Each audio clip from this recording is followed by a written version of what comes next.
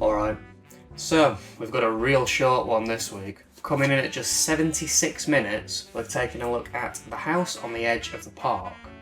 And it was pretty good, apart from one massive issue, but we'll talk about that more later on. So it's a 1980 Italian exploitation film, directed by Ruggero Deodato, who's probably best known for directing the infamous Cannibal Holocaust. And the film stars Giovanni Ribisi, who we've seen twice already. He was in City of the Living Dead, which we covered in episode 5, and he was also in Stage Fright, which we covered in episode 18, I believe. And the film also stars David Hess, who is very well known for being in Wes Craven's The Last House on the Left, which, funnily enough, this film heavily inspired this one. Get ready for some sleaze, it's exploitation time. You said I could come along tonight. And that's gospel. Are we gonna boogie? That too.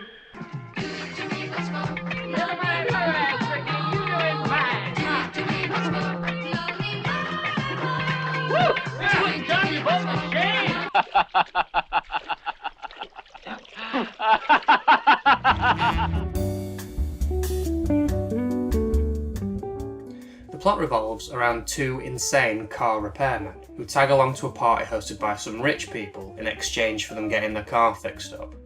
Once there, the two repairmen act out their depraved power fantasies, but there's a greater twist to the whole evening. I actually really like this one. It's dark, and it's tense, and even though there are quite a few uncomfortable scenes peppered throughout, these are punctuated by either some ridiculous or some actually well done acting. A lot of the guests are terrible. I swear their only job was to spout bad dialogue. But on the flip side, the killers are really good and they really steal the show, especially David Hess.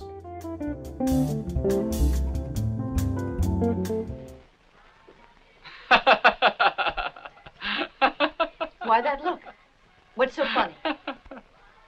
You. Hot diggity! You got a lot of balls.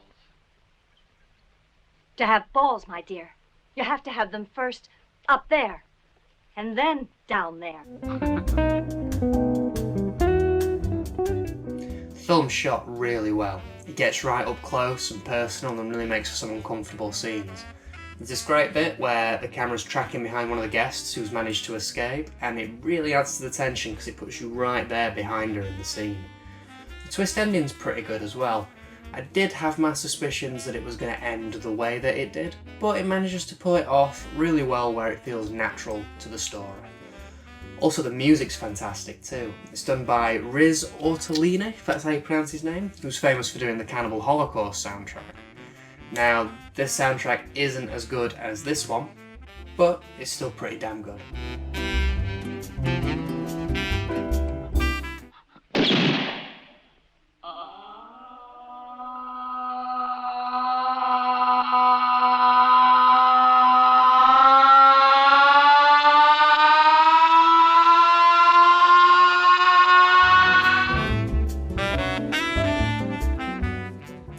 So what's the big problem with this film then? I mean, so far it comes across as quite a well-made exploitation film. Could it be the print? No. Both the audio and the visual are very clear and well done, and in fact, I'd go so far as to say that this is an excellent example of a Vipco release. Could it be what's on the disc then, special features? No, again, no. I mean, we get nothing new here, but we get everything that we expect to get. We get all 4 repeated trailers, chapter select stills and filmographers.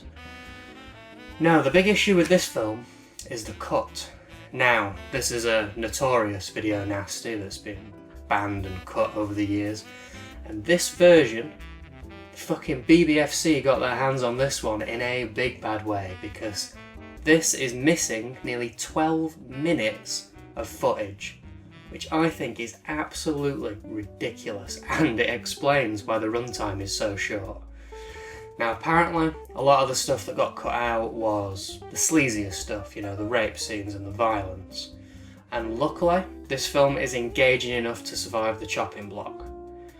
But honestly, I would much rather see this film in its intended form, rather than this butchered mess. Fucking BBFC, man. Now, let's take a look at this weird case. They went a little overboard with the description, and it reads clunky with strange short sentences. It feels like it was trying to be funny, maybe. Not sure. Also, it gets a few bits wrong here and there, such as here where it says Alex refuses the $50 a day offer. Now, they only offer him $40, and it's not for the day, it's just for a quick fix. And then here, a pistol found by chance. That's not how it plays out in the film. And then it just completely gives away the ending. Also, we get this cropped poster image, no screenshots from the film or anything like that. It's just a bit of a shit one this time. Overall then, I really enjoyed this one. It's got entertaining acting, uncomfortable scenes, and just everything that you'd want from an exploitation film, really. It's not for the faint-hearted, but if you feel like you can hack it and you're a fan of things like Last House on the Left, I'd definitely say give this one a go.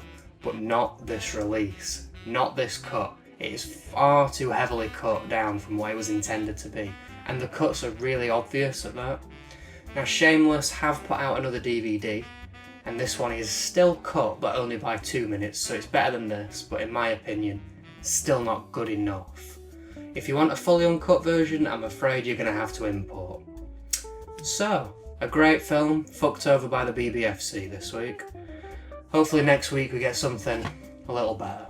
So we're going to be taking a look at Umberto Lenzi's Ghosthouse.